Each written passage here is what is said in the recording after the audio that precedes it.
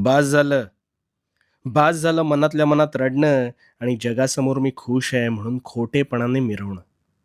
प्रचंड त्रास होतोय तुला. बाहेर पडायचंय ना यातून. मग आता शांतपणे मी काय सांगतोय ते ऐक.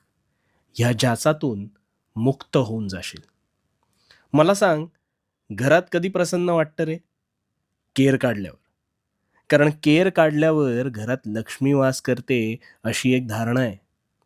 पण मग हाच कचरा जर तू साठवत नेलास, तर घरात दुर्गंधी पसरेल आणि मग काही दिवसात ह्याच दुर्गंधीने घरात रोगराई पसरू शकते. मग नको असलेला विचारांचा कचरा, तो मात्र तू नेहमी कळत-नकळत साठवत नेतोस. ज्याची मुळं तुझ्या मनात घट्ट घर करून बसतात आणि मानसिक स्वास्थ्य बिघडवतात. पण मग या विचारांना मानसन्मान कोण देतं रे? मला सांग ना कोण देतं? तूच ना.